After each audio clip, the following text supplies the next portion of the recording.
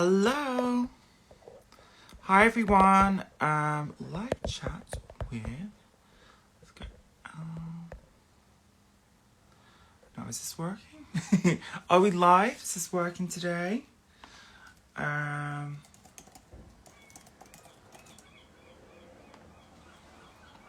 Hello. How are you guys?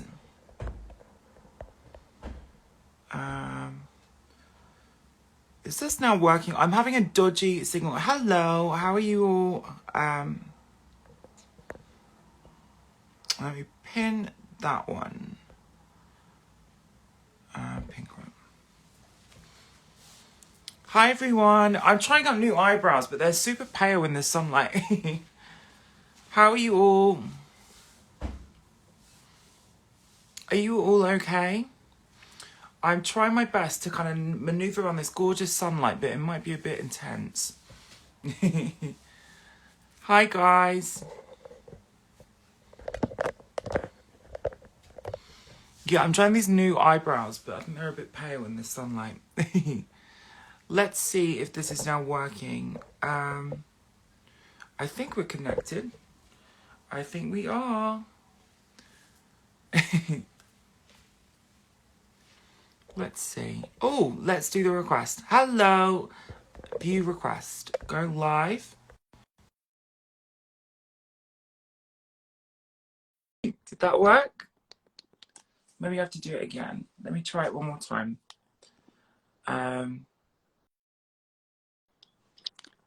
Hello. Hi, Jo. How are you? I'm doing so well. How are you? I'm good. Thank you very much. So I think I've got the same problem as you. I set up earlier and then I'm suddenly got the golden hour sunshine coming in with the late evening sun. Absolutely. Yeah. I'm trying out some eyebrow transfers and they look completely invisible in the sunlight. So I look a bit ghastly, but... Oh, you never look ghastly. Cancel that thought. Ringo's here to say hello. Oh, hello, Ringo. Little darling. There he is, little darling. No, what are these transfers then? Have you done one eyebrow and not the other, or? No, they're both done, but they look kind of see-through when the sunlight's on them. Yeah, they did. When you've done that, I can see that they're looking fine. When the sun catches it, it does look see-through on that one eyebrow, doesn't it? I know I'm giving a bit of a scary Ken doll aesthetic today, but we'll go with it. I don't mind. But your eyes look amazing because when you darken your eyebrows, the eyes just go whoosh, don't they? Thank you. I'm so excited to do our live chat today. It's going to be so much fun. But how have you been today anyway? Let's start there. I'd be good. You would have laughed at me. I was actually getting my HGV in my truck, believe it or not, and actually making that reel that I did earlier that I'm very pleased about because you're so stylish. I was so like, what can I do that I know that Jo will love? Because you're crazy, fabulous, artistic. I was going to say you in Mensa as well because of like so many qualifications that you've got and so much extra things you like always want to learn, don't you? And yeah, I'm obsessed with trying to develop things. So I always want to kind of push myself to do more things. I've just done some perfumery training with Quintessence, who did Charlotte Tilbury's perfume. So I'm trying to dive into it. So I've got all these little funny perfume samples that I'm playing with at the moment. Well, last time we spoke, you were actually, designing your own fragrance as well.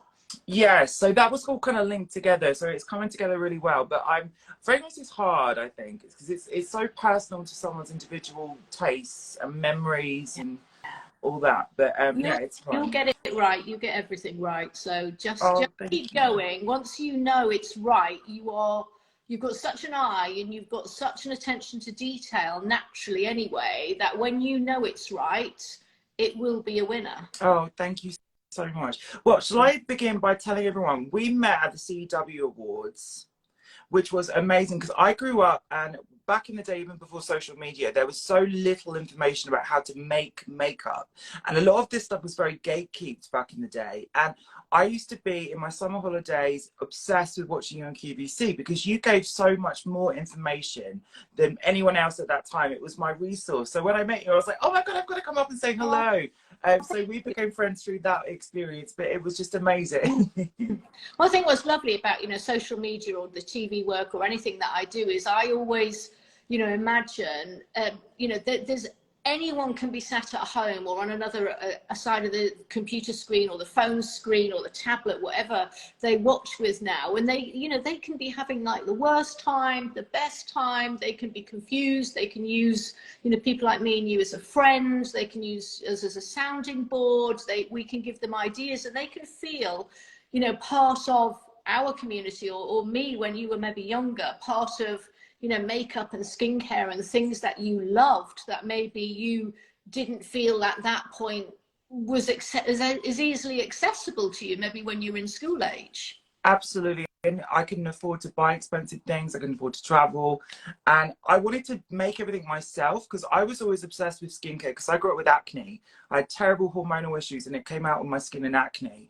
So I wasn't on Accutane at all because my mum was really phobic about back in the day there was that incident, I think, when someone committed suicide on Accutane. It kind of dispelled everyone's trust with it at first. But then I discovered you, and you were giving so much advice because you've been on QVC for nearly 3 decades, right? Yeah. Oh yeah. my God, Yeah. that's like, it's extraordinary. Since day one, completely, you know, like crazy, and sort of running alongside, as you know, on my consultancy or my social, or, you know, developing products and everything. We must do a project together. We've got. I'd love to. I'd love to.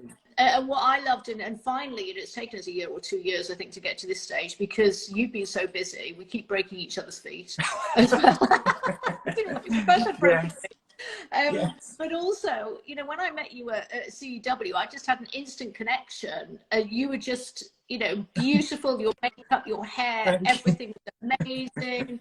You just are what the future is in the beauty in the world, and you just had this warmth and honesty on your face. Because, you know, when I was sort of thinking today, or when it just so happens that it's on the 1st of June, and I said, well, let's talk about Pride a little bit. It's like, you know, for me, the most important thing about a person is really just that they're honest, they want to work hard, they're kind, they're friendly, they're approachable. They're the important things about a person. And I just want all people to be equal, and everyone to feel loved, and everyone to feel that they can be themselves, you know. Absolutely. And you're just absolutely, you know, pushing that out there, which, you know, I hope if we've got any followers today that are watching or that are struggling, you know, with their identity, or they've got a friend or someone in the office, you know, anything like that, because I'm just always aware when I'm on TV or in social of like saying partner, civil partnership, or all of the other things. When anyone says, you know, like husband and wife, say all partners, you know, always, because even with my you know, nieces and nephews and family, I'd be constantly trying to, you know, almost like correct the traditional phrases, because I'm just aware that out there, that's just creating sort of, you know, if you want me to get heavy, you know, someone potentially, you know, in very deep depression and confusion and going towards suicide when they don't feel that they're being in any shape or form represented or loved. Absolutely. And I think with when I started, there was zero representation. I saw no leadership roles, but there was a lot of gay people, and there were some people that were gender ambiguous, and like celebrity makeup artists like Kabuki or Matthew Anderson. They were always very flamboyant and played with gender in their imagery all the time.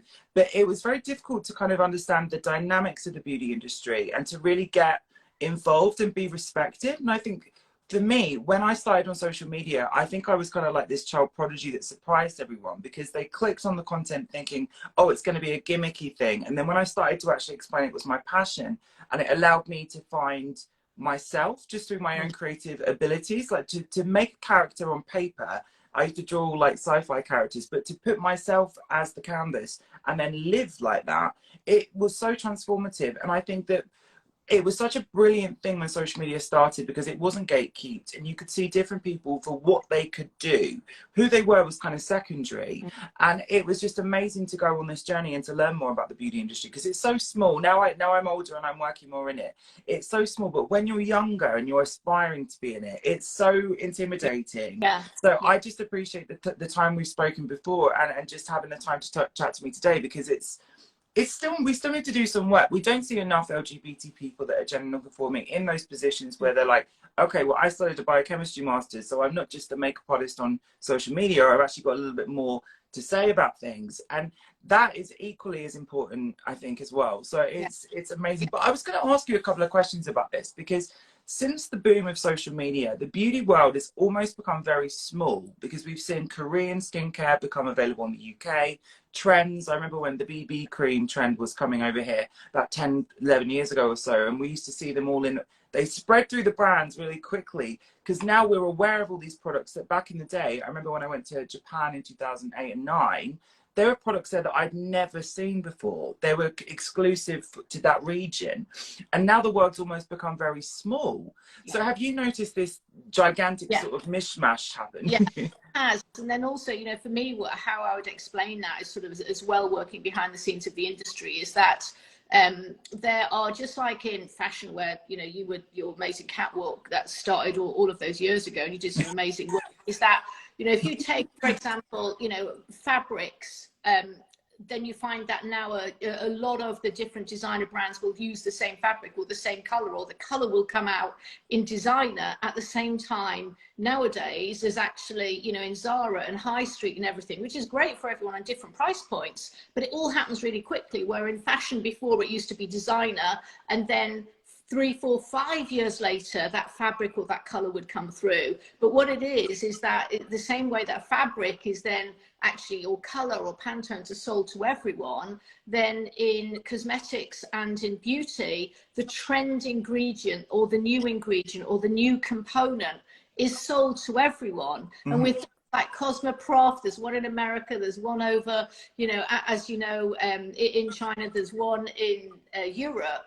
Things like that, then all of the brands, small or big, have access straight away to the ingredients. So, you know, it sort of drove me mad the year that Syco, you know, it's been there a million years. It was there before time almost, you know. I think the first amoeba fed on it when it came out the sea. And, you know, and then all of a sudden every brand said, Syco, it's a new thing. But it was just the traditional name of an old ingredient. But it was a trend, and then every brand had it. And then, you know, I felt sorry for consumers and customers because they thought they were buying something new. And in actual fact, they were buying something that they possibly already had. It was just being highlighted. Yes.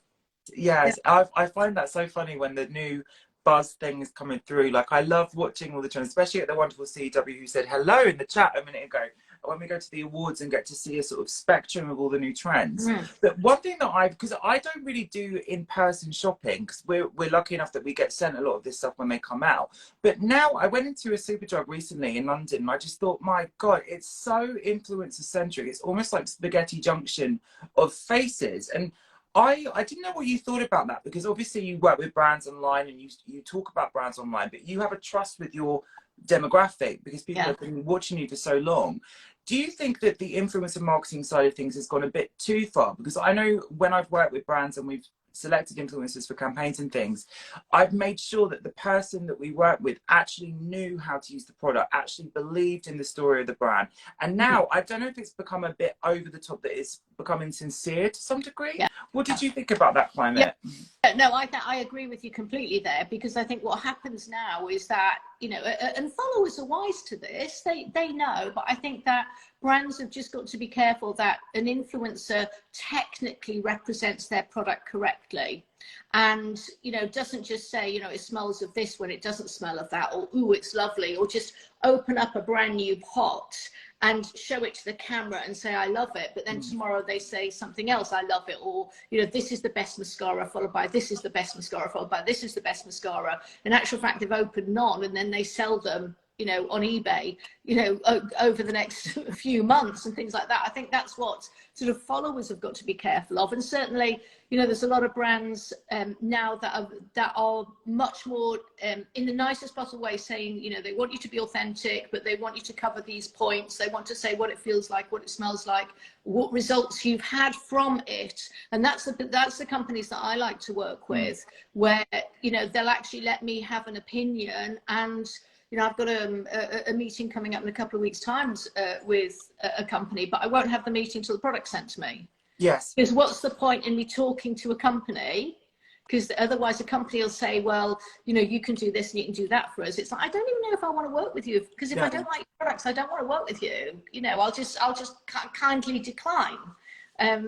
You know, and that's, you know, that's what you're like as well. It's like, it's about testing products, and that gives you longevity in the industry, as you know. That's why, you know, you've been and continuing to grow, and you're now also an advisor in British Beauty Council, I noticed as well, which is fantastic. Congratulations. Thank you. That is so strange to me. Like, I feel like I'm a bit of an imposter sometimes, because I'm on advisory boards for things like, me? What can I do? I don't even know. I just go with the flow, and it's fantastic with what they're doing at the moment, because they've brought attention to certain changes within the beauty industry. One of them that I was really intrigued to ask you about was actually about non-surgical enhancements, because within the British Beauty Council, they've done some coercive, not coercive, they've done a profound effort to talk about non-medically trained people offering some of these services that could be potentially dangerous. Yeah. And I speak openly about this because when I was younger, I had my nose broken, and I went to several surgeons, and I just thought, my God, this is going to be such a big mistake. I was so scared. And then I discovered that you could have non-surgical rhinoplasty. This was like 11 years ago now. And I went to this wonderful lady who safely does it, because she's a nurse. She knew exactly where the arteries were, and so forth. And I thought at that time, my goodness, this has been kind of like a hidden secret in the celebrity world for so long. And I didn't like that there was such a quick before and after thing. Like, when people started to cover these treatments, they weren't going into the complications, what the actual results could be over time. There could be collagen built up around the injection site aside from the actual injectable stuff. And no one was talking about this. So I thought, do you know what, if I've had this done and it made me feel confident, I want to do it in the right way. And bringing attention to doing this stuff in the right way is so important. But do you think that in the last like 10 years, we've seen such a boom in people that are doing more surgical procedures or non-surgical procedures? What's your opinion about it? Because I know you've got a view on, you don't want to mislead anyone. Yeah. Joe Fairley says, you can rant now. She normally stops me doing this rant, like, no, wait for it. No, we're not doing that yet. Okay, now you can do your rant. Because, yeah, I mean, certainly I'm working with Babtac at the moment. We've got a session in a couple of weeks' time with the Time Initiative, which is also something that you're talking about through the British Beauty Council, where they've actually been working with government to actually enable consumers, but also train staff alike to understand what's the safety and the barriers of where they can go up to before the threshold of medical, and also then what's the qualifications, what's then going forward, the retraining.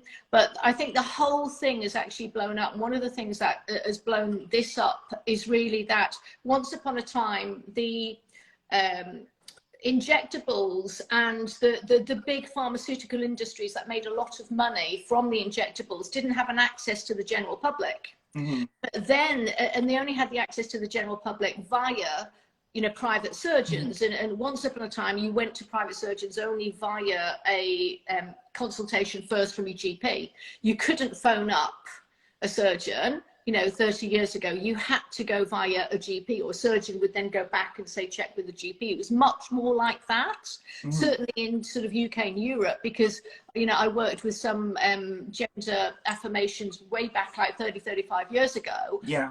And, I was bikini lining and electrolysing all sorts of places in different positions in those days. Very painful for everyone. Yes. But what happens is that nowadays it then became accessible on the high street. So suddenly all these big pharmaceutical companies with the injectables and different treatments then suddenly opened on the high street. But just because it's on the high street doesn't mean it's good. Yeah. So just because it's accessible, it doesn't mean it's safe.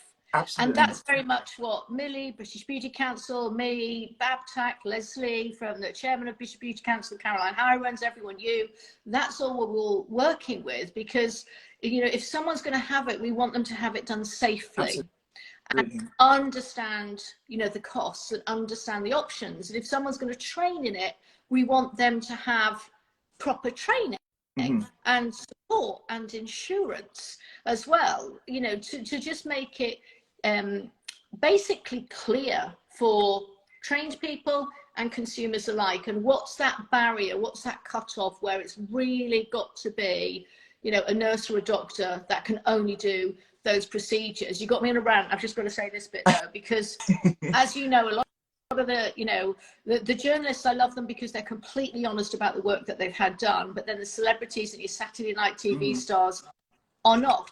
Yes. And I think that puts a lot of pressure on people because they're sat there, you know, in their joggers and no makeup with popcorn on a Saturday night, looking normal, yeah, perfectly wonderful, looking at unattainable looks that have cost hundreds of thousands of pounds. yes. And the journalists will get it free and they'll talk about it and they'll say, look, did this, tried that.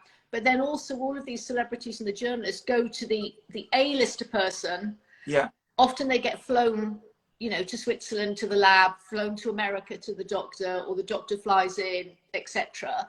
And they get also the real McCoy injection or the real McCoy treatment. Well, then that filters down to the general public with clinics opening on high streets or lots of people and therapists that aren't readily qualified using something that says it's similar, and they're not qualified to do it and it isn't similar, and you're nowhere near going to get the expertise of the doctor that is globally world renowned for it. Absolutely.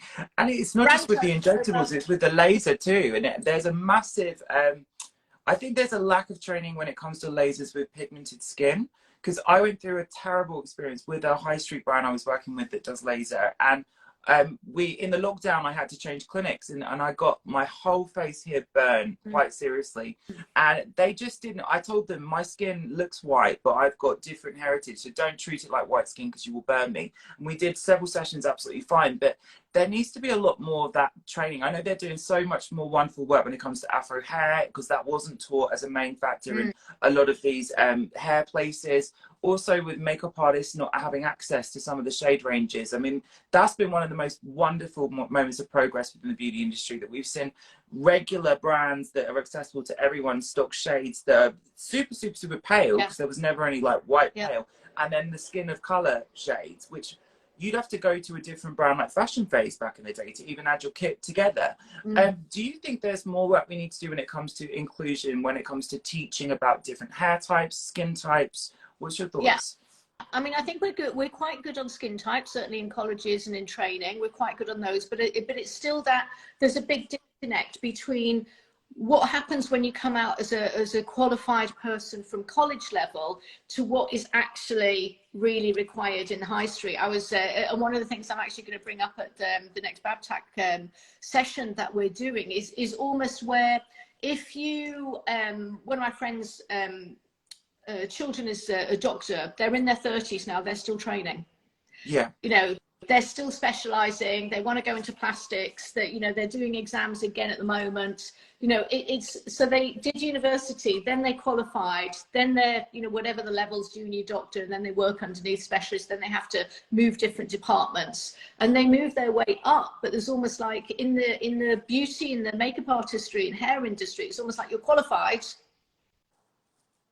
Then and it's I feel there needs to be some levels after that. And what's happened is that consumers and followers, and hello to everyone that's listening and watching, the knowledge has got much better because of people like you, me, TV, great journalism, great access, great counter training. You know, I loved we must tell your story of Mac, because that's come around full circle.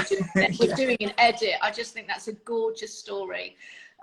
In the beauty industry in a moment, but there just needs to be now more continual training, and that training needs to be more specialist and stronger, and not just internally. When I work with a lot of the brands, like you work with the Lauder group, I've done some work with them, things like that too. They've got to bring in outside experts that can train the higher level rather than internally trying to train a higher level. Oh, absolutely. I remember when I worked with Fudge, and I was speaking to the creative director of the company about doing a panel. I was meant to be part of a workshop about just inclusive beauty industry and branding and all that kind of stuff.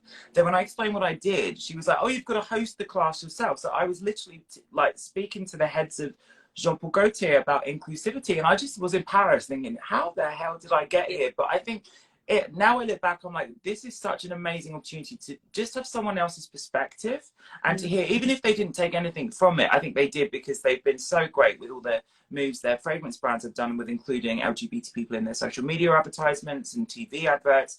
So I think it did do something, but it's just including different kinds of people, hearing different voices behind the scenes makes the whole cauldron of stuff better. But it's, my goodness. But talking about the MAC thing, which was a crazy experience for me. Tell everyone that story, because I just think it is a beautiful story, isn't it? A sort of a, you know, start and then you've come sort of full circle. Yeah, so when I was younger, I looked very feminine. I presented as femme every day since I was in school, and MySpace was the big social media platform, and I became a viral sensation over my summer holidays when I was 14. That opened me up to working as a model. I was very young and skinny back then. And and it just, I fell in love with makeup. I went to Tokyo and I was working a lot in Tokyo, and the makeup artist on set said, you can do makeup better than we can do, and you've come to set like this, so you should be doing makeup. You went to correct someone's makeup, or that they were like, oh my god, we've never seen that before, how did you do that? You should be an artist. Yes, I got this so many times. I remember when I went to my first London Fashion Week ever, and the person said, your face is too perfect, we need to take it off and put it like the rest. I was like, okay. It was just, I had all these wild experiences as a kid. But I tried to get into the retail sphere just to get my foot in the door whilst I was at college, literally doing my A-levels. No one would entertain me. I had this sort of David Bowie haircut. I looked very striking. And I was told by some of the staff in the department stores, your image just won't work. We can't work. And I used to think, like, this is so bizarre. And I remember I was booked to do a shoot for an in-person sort of meet and greet with Shu Amira in one of the big London departments, and they said the store won't approve you. So there was all this sort of like internal sort of blockages when you were someone different. They just didn't think that it was a representation of the department store brand, and I couldn't get my foot in. So I went to MAC and I said, obviously they knew me because I was in there getting samples every week because I couldn't afford to buy the foundation. So they give me lots of samples and things to try. And they said, well, Jojo, you can't really get into retail with no retail experience, but come and assist a Terry Barber masterclass. So me, without any awareness of who Terry Barber was, he's the creative director of MAC, came to Brighton, did this incredible one-on-one thing where I got to really see how a celebrity makeup artist does makeup. It was just my first entry point. I was a teenager. So all these years later, I got the chance to speak to Estée Lauder in their lockdown. They asked me to open their first LGBT-focused ERG. And I told this story, and I told them directly that some of their brands told me that my image was too strong. So it didn't matter that I was great at makeup, didn't matter that I had a knowledge of the product, I could talk about them confidently. It was just the bias that someone assumed from my look.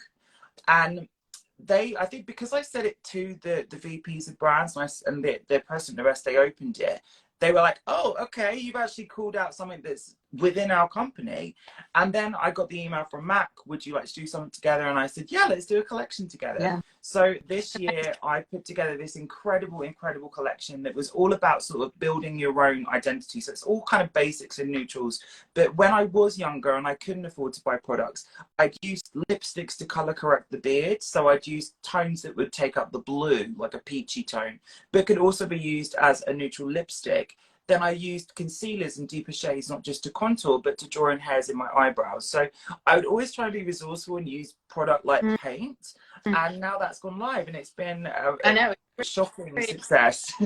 What a great story, you know, and well done, MAC. Let's give a shout out. Well done, MAC, as well. You know, so right from the beginning to right now, you know, that support and love that they have given you is fantastic. I mean, one thing I was going to ask you is that, you know, our beauty industry I felt has been good at, can always get better, must improve, as all industries, but has been good and accessible because it is more of a creative arty, and it has had over the years, you know, a lot of LGBTQ staff.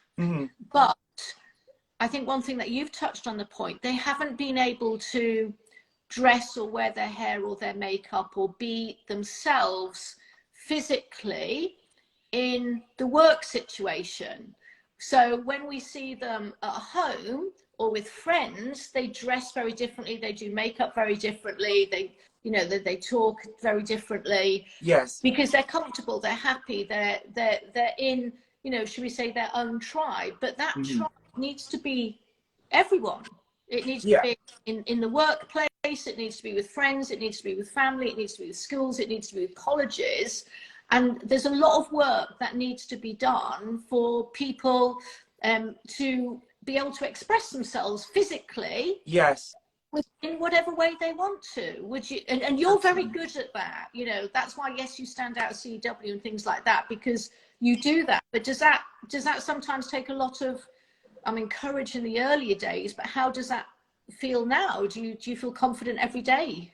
I think we're going through a very strange experience at the moment, because I think since about 2016, there was a noticeable shift around gender identity, and people were coming out in the media and talking about their transition and who they felt best liberated as, what identity they fit in the best, where they felt the most happy. And we used the word non-binary, and there was an introduction to pronouns, and there's been so much visibility.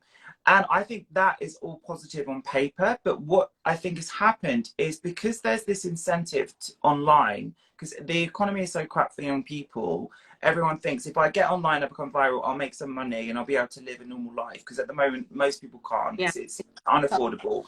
And I think there's been an incentivized sort of movement of over branding someone. So instead of actually looking at someone who's brilliant at the job and saying, oh, but they're also LGBT plus, what they've done, what I've seen people done, is just look at tick boxes. So people aren't actually assessing you based on what you can bring to the table, and if you're qualified to do something, if you've got years of expertise. They're just looking at what you are on paper. And the danger in that is that we're actually missing the ability to build momentum in a career. So if you have trained in any industry in the world and you learn more and more and more every year, and you become more senior in that position, it's almost like that's not applicable to LGBT people, because you're filling a quota instead of actually being able to do the job. And I remember I got so frustrated at around 2015 and 16, because I found out someone accidentally sent me someone else's proposal of how much they were going to pay them, and they sent it to me by mistake, and they evaluated my worth 10 times less than the person that was cisgendered, and they could not do makeup even close to what I could do, and didn't have any more followers than me. So it's sometimes I find it almost like a smokescreen. Yeah, that's horrific. Yeah, and it was brilliant. Things like this always happen to me. I remember I went to I was at a party in Brighton on the beach. It's like an open pub, and this lady behind me asked me for a lighter, but I didn't smoke, so I said no. And then we got talking, and I found out she was doing a deal. She was a lawyer doing a deal with a management that wouldn't sign me unless I had a boy look. So she told me this shit. I found out all this behind the scenes information about this. Yeah. Things like this always, I attract the people and I find out the information. But I'm conscious that there is this sort of illusion of inclusivity a lot of the time, but it's not actually feasible in these businesses. I mean, there's no trans representation on television, on ITV at the moment, and they're talking about being super woke. I'd love to do a QVC section one day and just show me as me. Just saying, like, this is my story, this is what I can do, or do an ITV beauty section. But it's almost like you don't get involved, like that you're not allowed to be a part of that. And that's something that I've noticed just in my career, because obviously I don't know what more I can do. I've done so many different aspects of the beauty industry. Yeah, because you're more than qualified and talented, and like, you know, from your art and your graphic art and everything background, the way that you see a face is unique. As in, I want you to do my makeup one day and see my face differently. We'll do a live on it as well, because you'll just build my face differently. And the way that you even use lipstick is, well, you know, to neutralize as well. And you can cover over, as you say, stubble and everything like that. Just the way you layer up is just different. Thank you. Oh, that means so much. I'd love to do your makeup. We'd have fun. No, so we'll definitely do that one day. But yeah, I've definitely noticed that. Is that just in, you know, job interviews or watching television, they just like to sort of stick a little bit to the norm. But hopefully, I mean, you know, Sally was waving there with CW, you know, your CW adore you, British Beauty Council adore you. You know, I'm with Babtac in a couple of weeks' time. They will adore you if you haven't met them. So I'll tell you about you too. So, you know, you are pushing it. It might be great for someone in, you know, I'd like it to be great now, but it might be great in 10 years' time or 15 years' time because of what you're doing.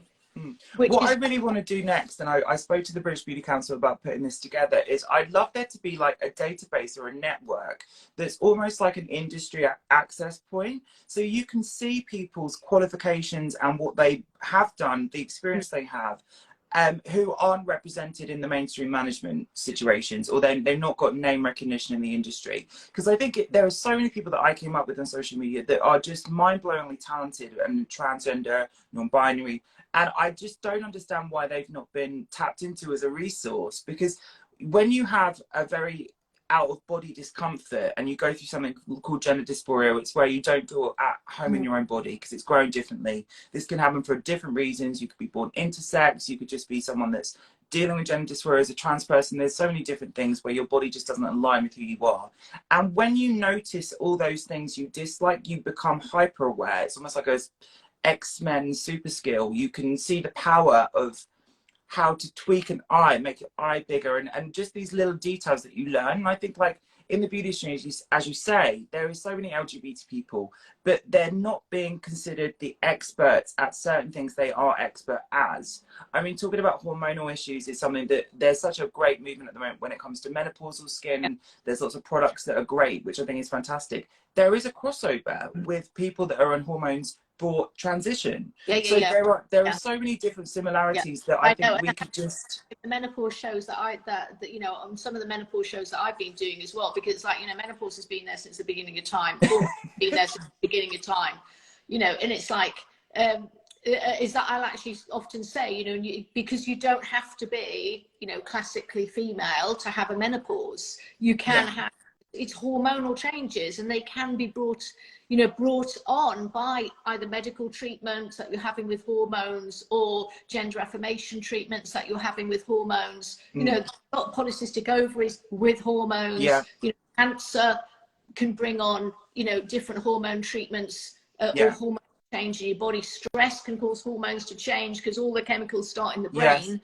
That's where the hormones start. You know, so, you know, just keeping everything small to menopause is not encompassing, and that's sort of what I feel very strongly about whenever I do get sometimes rolled eyes, but I know that's you know, my friends and my followers and my fellow co-workers that are, you know, in the beautiful rainbow community, they're like, no, we love you for that, we love you for that. And that's like, oh, you know, there I go with my phrase again, you know, because it is about inclusion. And I'm very conscious that when you're getting, so for example, you know, 3-4 years old, it can be as young as 3, can't it, when you get gender dysphoria as well, when just words or phrases or pictures aren't, you know, seeming right, but you don't know why it's not right, and you're not given pictures that look right, or watch television that looks or feels right to you, but you don't understand yet, just like you're not given words. You know, sometimes, you know, those words of, you know, man and woman or wedding or husband and wife, it's like they're just words, but you can't relate to them. Absolutely. And you're not given another language or other words. So that's why I think sort of all the work that's done through sort of schools, and that all's, you know, widening out. I know from my younger nephew that he's certainly getting more widening out, and I'm not having to give him quite so much information as my older nieces and nephews that are in their 30s. You know, there's lots of options. And, you know, I'd even say to them when they're, I remember when their parents would say something, or when you get a boyfriend, and say, or anyone, you can have a relationship with anyone. And I would say things like that, because I'm just very aware that there is someone out there that actually is going to be so confused, so depressed, go down the wrong route, go to suicide, because this is a very, very serious matter. We have to recognise everyone, and everyone has to be able to be themselves. And and themselves is a myriad of millions of different connotations, and it doesn't matter, as long as they're, you know, as long as that person is honest, good, kind, sticks to within the law, as long as the law is not wrong, because obviously the laws that are wrong against the community, and the countries that are wrong against the community. So that's, you know, just sort of park that. It's just about just let people be. Yeah, exactly. And it's like people are so focused on the sort of physical changes that are going on within a transition. But I've been through a journey where sometimes I felt like this, sometimes I felt like that. I had completely hormone disarray at one point when I was having bizarre symptoms and I was trying to get help from the doctors, and there was such a lack of support that it was really beauty and makeup that grounded me. I was just constantly painting. Because back in the day when I was doing my YouTube full time, I did over 1,500 videos. So I was constantly thinking about how to turn experience into like a cathartic artwork. And to me, that's the brilliance of the beauty industry. And I think within the beauty industry, I wanted to ask you about what you thought about the movement towards more recyclable, sustainable packaging. Because I know we spoke about this briefly before, but there's been a conscious move with certain brands where they're doing refillable things, and some of them really work, some of them don't work so well. What do you think we need to do going forward? Because we always need to be more conscious about our trash and the pollution from our products and so on and so forth. The B Corp certification is fantastic. Yeah. So a lot of companies then have actually got an official thing that they are aiming for. So it's not just sort of, you know, I do a bit of recycling and just the marketing. But it is, but I mean, yes, I agree with you. I'm loving this conversation with you. It's so diverse, it's fantastic. Because back to the track, back to recyclables. I was just having this conversation actually on a Zoom last night with a company over in America, is that it's got to be truly recyclable. Don't do recyclable because it sounds good. And I think, you know, the companies that have gone recyclable this, recyclable that, clean beauty this, clean beauty that, in my head as an expert, as I'm sure I'm thinking, you haven't told me if it works yet. Yes. It's like, there is a bottom line that I only want to buy it, use it, or recommend it if it works. Yes. You know, it's like, am I going to buy washing up liquid because all of the brilliant things are ticked, but actually you wash up and it doesn't clean your dishes? Yes. And so there is an element that there needs to be the balance. There are a lot of companies that have gone very much for the environmental and the recyclable issues, which is very commendable, but they've forgotten if the product works. Yes. Yes, exactly. That it's all about walking the walk as well as talking the talk. Yeah, yeah. And that's the thing I think that I hope to see next, that brands build more of a connective trust with their audiences, because I think that's kind of got lost in the wash in the last 5 years a little bit, because there's been such a fast turnover with new products coming out, and then brand new ingredients come through the chain and you start seeing these brand new things. And I remember when I worked with Lush, and Lush had a really unique model, and I was talking to Rowena, and we were in Poole because I went down to the factories. It was like Willy Wonka land. Have you been there before? Yeah, and the smell's amazing. It's insane. Oh, just great. You just walk in there, it's just like crowds of, yes. yeah. They're making things in like old cookie manufacturing machines, and it was just wild. But I loved how integrated their core audience was. Like, they did their Lush TV and they had all these sort of internal groups. And I thought, my God, this is why this company is so popular for so long, because the way they make products is so brilliantly simplistic. It's really the ingredient is popped on the tin. It's not like there's nothing fancy chemicals going on. Well, there are fancy chemicals, but it was like, I was a bit sort of blown away by that. And then I thought, comparing that to different brands, maybe the more corporate brands that are under the umbrellas, they don't really have that trust with their audience anymore. And I've noticed this with some of the high street brands. They are now relying so much on the influencer marketing. Do you think that's important? And do you think social media is a great route to do that? Like building these new forums or groups to really connect with their audiences again? Yeah, because, and I think also when I'm talking to those companies as you are, it's about there is a little bit of a difficulty. So I'll sort of battle their cause a little bit, is that when you've got the big conglomerates, it's harder for them to change environmentally Yes. as quickly as a small or a kitchen table startup. So if you get, one company that's maybe just in the UK, just producing, a few hundred or a few thousand products, it's much easier to hand stick on labels, to have brown paper bags, to be closer to your customer. But as you get bigger, and when you've got the big conglomerates, and they are needing to order 500,000 tubes, Yes. 200,000 bottles, and they're forward ordering of those bottles and those jars, and every, you know, jar or bottle's got, you know, a lid and a pump and a little insert and a label and a box and a carton and instructions, some of which you have to fit on all of the legals. Yes. So sometimes, again, where you've got a global company, they might have a little bit more packaging because they've legally got to put on more than what a kitchen table that just sells in one country does. And all of those bottles and containers and tops, they come from different countries, and they've got to be ordered, you know, years in advance. Yeah. Actually, and you saw it with their Brexit and with COVID, is that what slowed the industry down and what slowed products being out of stock was actually not having enough jars and tubes to fill. It's easy to get your product made, and because you have your recipe, and you can take that recipe to different manufacturers, and they can make it as long as they can get the ingredients in.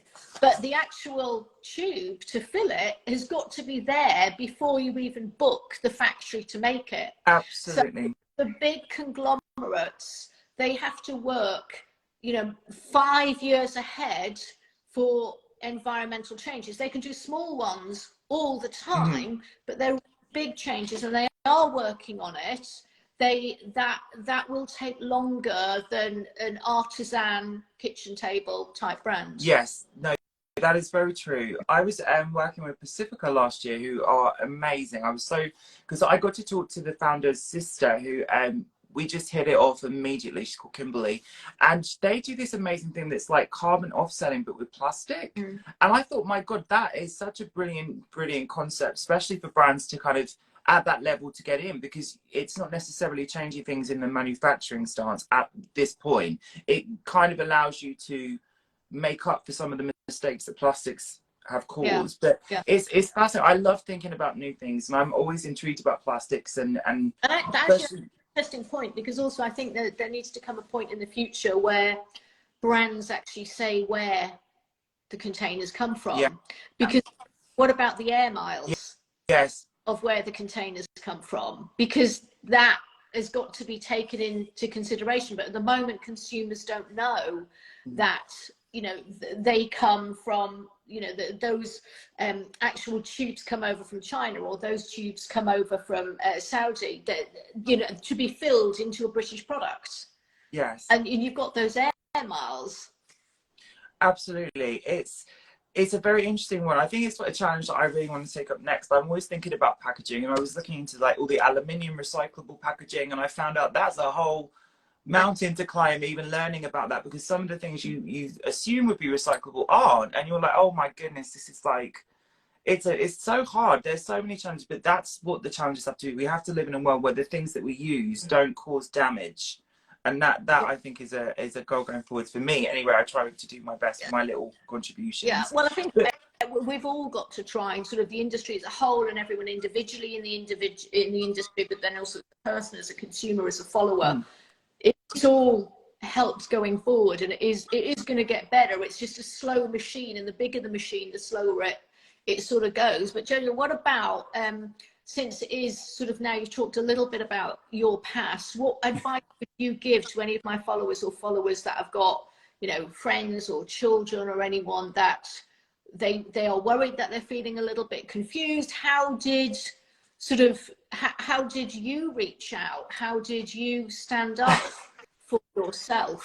I come from a very sort of unique family, because my maternal side of the family were very religious. So we actually lived in a church at one point. And then the other side of the family, my nan was like a psychic. So I had like very polarized people, shall I say, with different kind of outlooks. So whilst my grandparents were alive, I never ever discussed my sexuality one time, and I looked like a girl, and I just was myself. They showed me kindness, empathy, compassion from the ground up, because they just adored me. And I was so grateful for that, because it set me on a journey where I want to be known for what I can do, not what I am. And I think, to me, I had to kind of catch up with everyone else's experience of coming out, because I never really had one. I never really had an experience where I thought, oh, I've got to reveal who I was. It was kind of undeniably who I was to begin with. I was always going to be this sort of different person to the rest of my family, which I love, and I think we're all unique in our own ways. But I think my advice for young people at the moment, there is so many resources online, which is fantastic. When I started, there was no resources about transition, there was no resources about accessing mental health support, and that's something that we don't discuss at all. I think we need to focus more on what we can do to collaborate and to be in each other's lives as a support system, because sometimes I think when you do access this information online, there's a sort of fame identity thing attached to it, like people are sharing this information to build their profile or a platform. And I think we need to do more ground roots work. I think we need to do more like old school stuff where we come together, we can do talks about our experiences or share more lives about like things like this, because that's really what will inspire someone. I mean, like the people that I looked up to were always people that were just uniquely creative, like the Matthew Anderson and Zaldis, who were 90s club kids in New York City. I was always intrigued by people like that. So I looked up to people like Pete Burns and Boy George and Marilyn. And I think when you see someone that's like you, maybe not exactly like you, but you can see them doing things, it gives you that hope that you can one day do that too. So I always think that we can be visible. I talk to everyone. So if anyone wanted to write me a DM or anything, or ask any questions today, go ahead. If you've got any questions for us, please let us know in the comments. But yeah, I think it's just great to be open about it. Come with no judgment, and also be aware that kids can change their mind like this. You can go through one day and you like this. I know so many young people now that are coming out and they're just exploring their identity because the world said they can. It doesn't have to be permanent. It doesn't have to be some sort of medical transition for someone to play with gender identity. It's not that scary. I've done it my whole life and I've come out okay, I hope. But I guess it's just about being aware and giving great examples. Positive role models are so important, and just having access to support if you need it. And sometimes maybe parents need that support too. They're confused. They come from a generation where the language was so different that they're like, what the hell? You know my pronouns. I don't need to share them with you. But for some people, that is a real affirming thing to do. So I think we all just need to be more communicative. We need to be more in person talking, and just offer positive role models. So I guess that's my spiel. Yeah, I loved that. I love that. And I'd say that the biggest thing that I took from that is visibility. Yeah. In that, you know, where it goes back to where sort of I know that I do work, and I've got, you know, some great, you know, friends and family and, you know, co-workers and people in the industry, but they're not outwardly visible. Yes. The same as what they are when they're with their friends. And we need to encourage and let them have the confidence to be the next role model, to be who, you know, whoever you are at home, please be that person at work. Absolutely. You know, Absolutely. That it must be, because that's a mental health thing. If you've got to dress differently, like you said, you know, the industry sometimes have actually said, well, you know, you don't fit the role model, or you can't be front of house, or you can't have a position. It's like, you know, we need CEOs and MDs and sales directors. We need heads of training that are talented like you. Oh, thank you. But actually, and they look and they dress however they want to be. Yeah, it's so true. And that's one thing that I think I do have to my credit. I'm a bit steely about, I will compromise within reason, but I'm not going to become something else. I remember when I worked in America, I was signed with a huge management to do my social media career, and they said you have to do more masculine looks. And I didn't even know how to do that at that time. And I just said to them, do you know what, if I've got to do a Justin Bieber look for you guys to work with me, which is what they asked me to, I'm not going to do that. I want to do Grace Jones and David Bowie. They're the people that I were inspired by, not Justin Bieber. So if I'm not a fit for you, I'll do it over here, but I will not stop doing it. And that's always been my sort of resilience, I think. Yeah. Well, you know, but well done you. I mean, I'm sure that this conversation that we're having, and, you know, when we put it up as well, is just, you know, if just one person is helped, or one person knows someone, that it just opens a conversation. Yes. That someone feels confident to then just, you know, dress or appear differently and not get a comment apart from, oh, I love your outfit today, your makeup looks great, you know. Or, you know, like you with your makeup, it's like you do makeup far better than I ever did. Oh, no, it's like, no. I just want you to do my face. I want you to totally rebuild and restructure my face. And probably the only person that's ever been able to do that is Mally Ronkel. But Mally works with RuPaul, and you've worked with RuPaul. So Yes. And she did Beyonce too. She did Beyonce too. Yeah, she did too. Yeah. You've got all of that in common. But also, you know, but you take it even further with the way that you can do makeup and totally sort of restructure and change the face for you when you're doing your true artistry work, or when you do your looks, like your Bowie looks and things like that.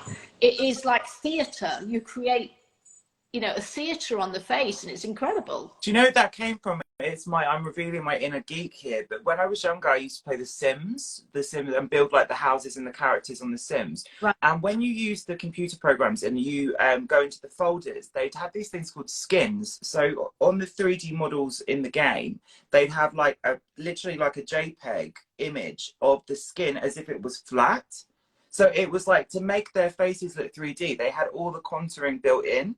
And I remember comparing it to Kevyn Aucoin's books. And I said, this is not going to work with me, because my nose was broken and I couldn't contour it without it highlighting the break.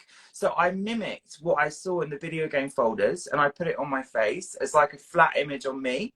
And it was like, I'm always kind of like secretly using technical tools to kind of learn more. And I'm really intrigued about all the stuff that's going on with this AI at the moment. That's another conversation. I'm sure there's going to be AI makeup developments coming up soon. Well, you can get that done sort of virtually, that all of those virtual things sort of happen, then you can get it put onto your face virtually, can't you? That sort of really came out 10 years ahead because of COVID. So all of that technology sort of jumped forward, didn't it? Are you a Mensa person? Yes. You are? Yeah, when I was younger, yeah. I thought you must be, because it's like you did so many exams, you did everything so quickly. You do, and you're highly knowledgeable on so many different areas. It's not like you're weak on one area. You do it. I thought he's got to be Mensa. I was a bit of a freak as a child. I did my GCSEs, I started when I was 9. I passed when I was 11. I was always above my levels or something as well, didn't you? You did everything. I did everything early. I did a foundation in art, then I did my biochemistry and masters. It was always crazy. I was going to Sussex University at 14 instead of going to science lessons. And when you're studying science at GCSE, they teach you a wrong science to get you through the exams, and then when you get to A level and then you get to degree level, they've got different science, especially with like chemistry. My God. So I would be learning the chemistry that was correct at masters, but then having to answer the questions at GCSE, which was wrong. So so it was a bit of a manic. I'm just one of those nutty characters, I think, but it was all down to my grandparents. Instead of me going out and playing silly games, I was doing crosswords with them, or they were making me do countdown and see if I could beat them at countdown and things with Carol Waterman. Oh, good old Carol Waterman. Oh, she's fabulous. Anyway, I've taken up nearly an hour of your time, and it was such a pleasure to talk to you. Thank you so much for coming on this platform and us discussing all this. It's been so much fun. Is there anything we need to talk about? Obviously, you've got your incredible book, The Beauty Insider, out now. What else are you working on, and where can people find you? Where can people find me? Yes, other than here. At Alison Young Beauty, and obviously the website, which is that's been updated a little bit at the moment, which is AlisonYoungBeauty.com. But yeah, really it's just working within the industry, as you say, working with the different councils, working with behind different retailers, working with different cosmetic brands, working with labs, with different formulations and everything. So, my career has always been very diverse. It's like about 4 or 5 or 6 jobs at once. I had, I think, all my team with me on was it Tuesday, and I had one on Zoom. 3 of them were here. They all needed to talk to me at the same time, and the Zoom person wanted me, and I said, I know you think there's more than one of me, but there is only one of me, and I need to talk to you, and then I can do that. But that, the beauty industry is exciting. Yeah. So, I'd encourage anyone of any gender, it is an exciting, creative, artistic, and yes, it's technical, and it can be scientific, and it can be lawyers and mathematics, and it can be, scientists and cosmetic science. It can be you know, it is a multi-billion pound industry with loads of different roles, and it is good in some ways for lots of different genders, but it could really push boundaries and set an example to other industries, as you say, by just allowing, I feel, the community to be able to express themselves and be judged on your ability. Absolutely. The content of your character instead of just a quota box for being there. Like to be honest, I need to say thank you so much for giving me the respect to share this platform with you, because I did grow up watching you and I learned so much when I was a kid in my summer holidays watching QVC, and you giving those tiny bits of like brilliant like chemistry information about the products. I remember noting them down and being like, oh, I'm gonna remember that. So to be here is a pleasure, and now we're friends. It's amazing. It's just another one of those funny things. Great plant-based meals, because every time I see a photo or recipes, I'm like, my mouth is watering. You need to go onto MasterChef. I'm working on it. I told my manager, put me on the MasterChef. I'm going to do it. They've got to get you on that MasterChef. You'd be absolutely amazing on it as well. I'd love to. So we'll catch up again very soon. Yes, thank you so much. It's been such a pleasure, and I'll give you an email after. Yeah. All right. Take care. Have a lovely evening. Speak soon. And you.